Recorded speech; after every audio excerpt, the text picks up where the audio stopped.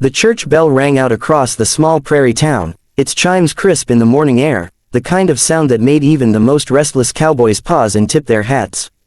It was a Sunday like no other, for everyone knew a wedding would be held at the chapel, a wedding that carried whispers and judgment like storm clouds trailing behind it. By the time the wooden doors creaked open to welcome the bride, nearly every pew was filled. The place smelled faintly of wildflowers placed in jars along the altar rail, but it also smelled of dust and suspicion.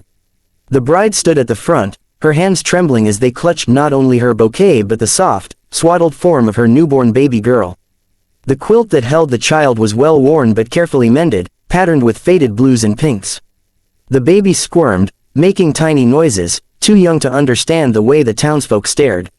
Their eyes, sharp as knives, darted between the child and the young woman's pale face. Some lips curled in pity, others in quiet disdain, a few mouths bent into smug smiles, already certain of how this day would unfold. She could hear them even though they whispered, "She's bringing a child to the altar. That ain't his blood, mark my words, this marriage won't last the week." Their voices burrowed under her skin like thorns. But she pressed her lips to her baby's soft forehead, inhaling her sweetness, and whispered against her tiny ear, "It's all right, darling. Mama's here." She turned toward the side door of the chapel, expecting at any moment to see her betrothed stride in. He was not a cruel man, not in her memory. He had spoken kindly enough when he'd offered marriage, had promised to give her and her baby a name, protection, and respect. She had believed him when he told her he could overlook the child's parentage. Perhaps she had wanted to believe more than she truly did, because the idea of standing alone in the world, with nothing but a newborn, had been too much to bear. The preacher cleared his throat, shifting uneasily as the silence stretched longer than it should have. The guests rustled in the pews, their whispers growing louder, heavier. She clutched her child tighter, forcing herself to stand taller even as her heart pounded against her ribs. Then the side door creaked open. Every head turned, a ripple of anticipation moving through the room. But instead of striding forward, the groom stood in the doorway, his face set in something between shame and anger. He pulled off his hat, threw it to the ground, and muttered loud enough for everyone to hear, "I can't do it. Not with another man's brat in her arms." The words landed like blows. Gasps broke out. Someone tsked, another chuckled under their breath. The bride's vision blurred with sudden tears.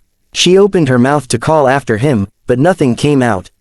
She watched him turn on his heel and stalk away into the sunlight, the door swinging shut behind him as if to seal her fate. The preacher froze, caught between his duty and his discomfort. The baby whimpered, squirming against her chest. She rocked her child instinctively, her knees threatening to buckle beneath her. Heat rose up her neck, shame burning her skin like a fever. She had been left before, left to bear her pregnancy alone, left to raise a daughter without promise, but never like this, never so publicly. The chapel filled with a suffocating silence broken only by the soft, hiccuping cries of the newborn. The bride lowered her gaze, unable to look at the faces staring back at her. She felt herself shrinking, folding in on herself, the bouquet trembling in her hand. She had dreamed of being a wife that day, of finding even the smallest scrap of dignity. Instead, she was nothing more than a spectacle. Then, the heavy doors at the back of the chapel swung open. The sound was so sudden, so firm, that every head turned at once. A tall figure stood in the doorway, framed by the blazing sunlight. He wore no fine suit, no ribbon tie, only a worn shirt, faded trousers, and scuffed boots that carried the red dust of the prairie. A wide-brimmed hat cast his face in shadow, but the townsfolk recognized him instantly. The silent rancher. He was a man of few words, rarely seen in town except to buy supplies. He lived far out by the edge of the prairie, where his ranch touched the mountains. Stories clung to him like dust, that he'd once had a family but lost them, that he preferred cattle to people, that he carried scars deeper than most men could endure. He never joined in their gossip, never lingered long enough for laughter. He existed apart, a figure of solitude. Now he strode down the aisle with steady steps, the wooden boards creaking beneath his boots. His presence filled the chapel in a way words never could.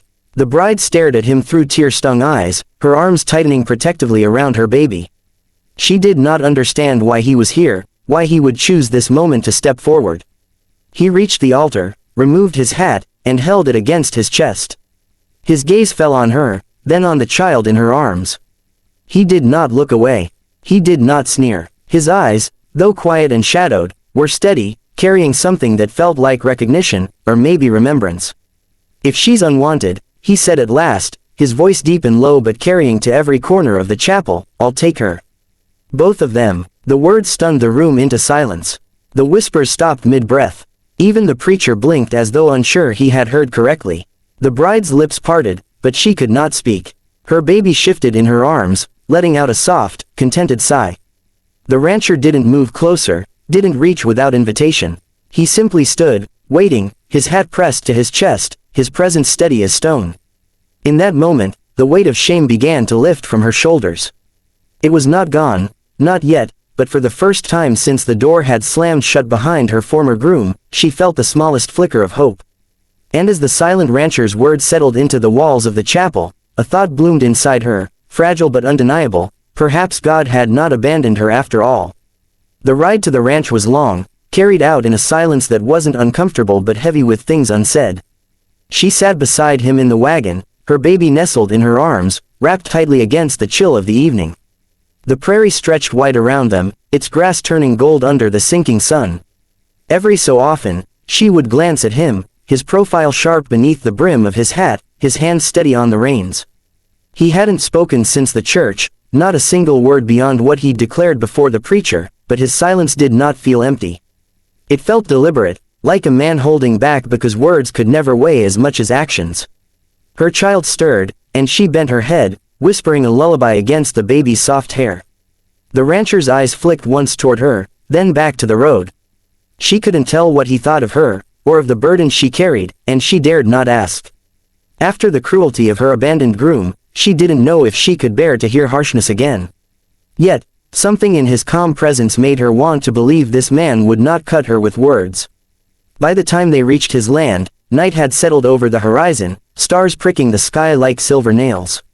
His ranch house came into view, a simple, sturdy structure with a wide porch and smoke curling faintly from the chimney.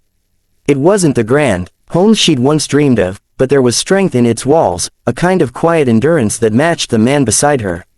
He pulled the wagon to a stop, climbed down, and extended a hand to her. For a moment, she hesitated, staring at the rough, calloused palm offered toward her. Then, with her baby balanced carefully in one arm, she placed her hand in his. His grip was firm, grounding, and he helped her down as though she weighed no more than a feather. Inside, the house smelled of cedar and firewood, the air warm from the hearth. The furniture was sparse but clean, every item chosen for its usefulness.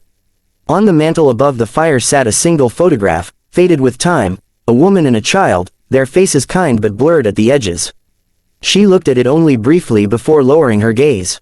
She had heard the town whispers, of the family he had lost, and she would not pry into wounds she could not mend.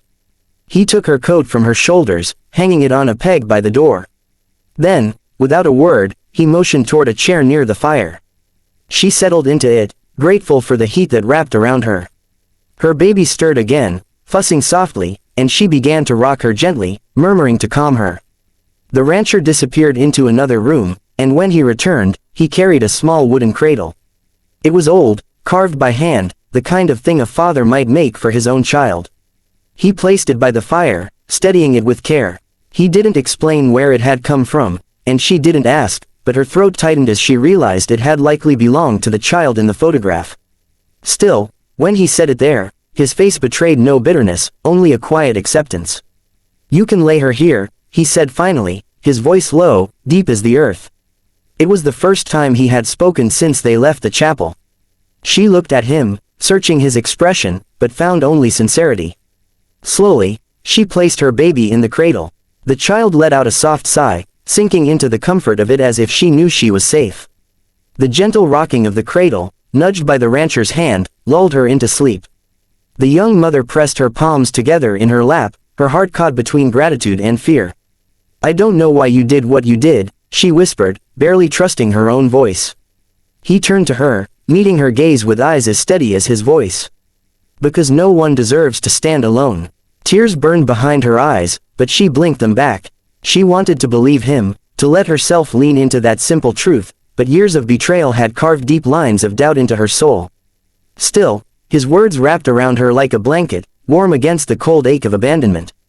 He set about preparing supper, moving with the quiet efficiency of a man used to tending himself. He didn't ask her to help, didn't expect her to do anything but sit by the fire with her child.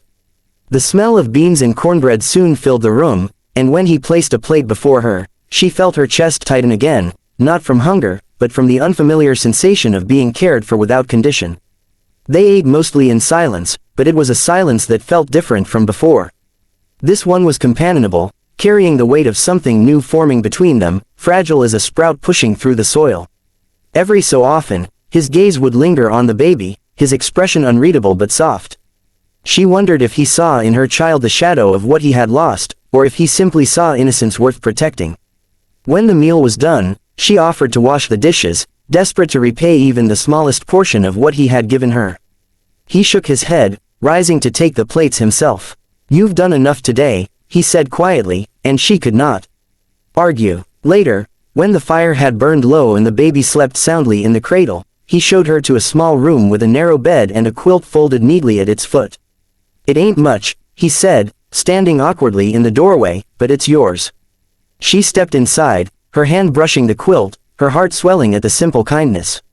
"Thank you," she whispered, though the words felt too small for what he had given her. He nodded once, tipping his hat before retreating down the hall. She listened to his footsteps fade, then sat on the edge of the bed, holding her face in her hands. For the first time in what felt like forever, she wasn't afraid of what tomorrow would bring. As sleep finally claimed her, she dreamed not of shame or abandonment, but of a quiet ranch house where the walls did not echo with loneliness. And though she could not yet name it, she sensed that in the silent rancher's strength and his unspoken vow, she and her child had found more than shelter. They had found the beginning of a home.